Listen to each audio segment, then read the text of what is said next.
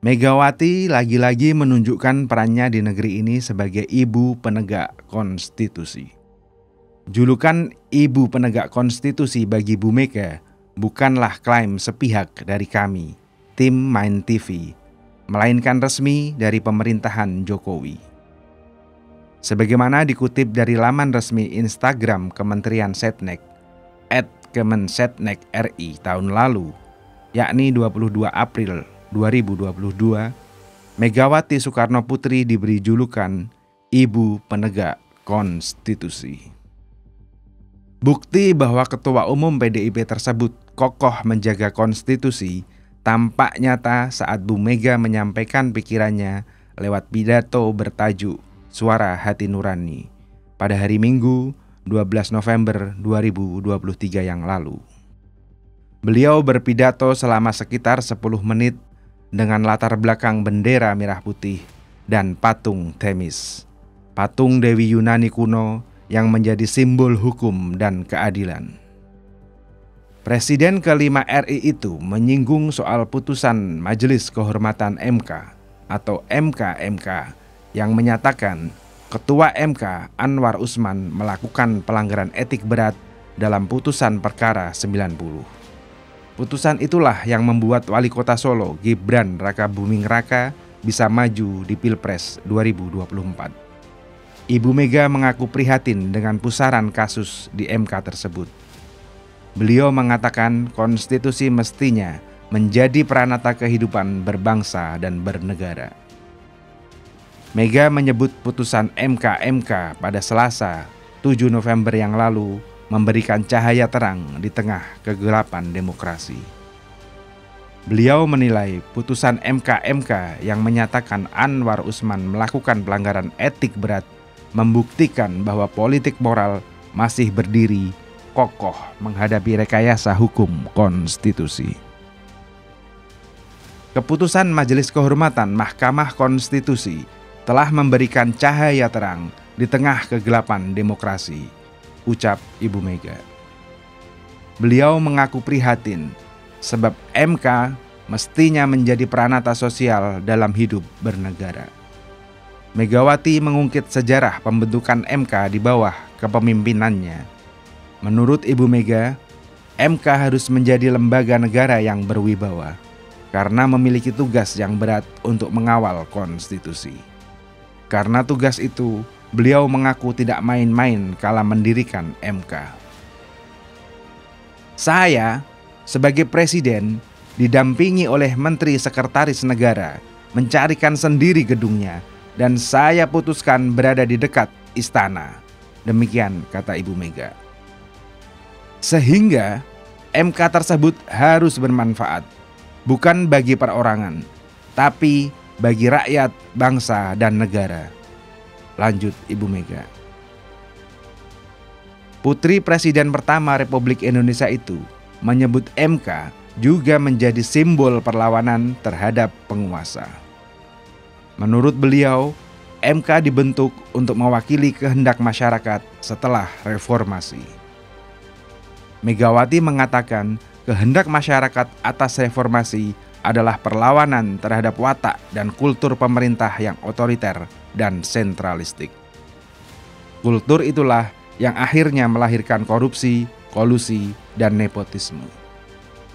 Dalam kultur otoriter dan sangat sentralistik ini, lahirlah nepotisme, kolusi, dan korupsi. Praktik kekuasaan yang seperti inilah yang mendorong lahirnya reformasi, tegas Ibu Mega. Megawati menambahkan, kasus di MK baru-baru ini menunjukkan bahwa manipulasi hukum kembali terjadi. Menurut beliau, kasus di MK disebabkan karena praktik kekuasaan yang abai terhadap moral dan etika. Megawati mengingatkan agar rekayasa hukum seharusnya tidak terjadi lagi. Hukum menurut beliau harus menjadi alat untuk menunjukkan kebenaran dan menghadirkan keadilan. Dengan keadilan inilah kemakmuran pasti akan bisa diwujudkan. Kembali ke soal julukan Ibu Penegak Konstitusi bagi Megawati yang diberikan pemerintahan Jokowi, ada dua alasan yang disebutkan. Pertama, Megawati tercatat sebagai presiden wanita pertama di Indonesia dan pencetus berdirinya Komisi Pemberantasan Korupsi atau KPK. KPK edisi pertama saat itu dipimpin oleh Taufikur Rahman Ruki, seorang alumni Akademi Kepolisian tahun 1971. KPK didirikan berdasarkan Undang-Undang Nomor 30 tahun 2002 mengenai Komisi Pemberantasan Tindak Pidana Korupsi. Dalam pelaksanaan tugasnya, KPK berpedoman kepada 5 asas, yakni kepastian hukum, keterbukaan, akuntabilitas, kepentingan umum, dan proporsionalitas.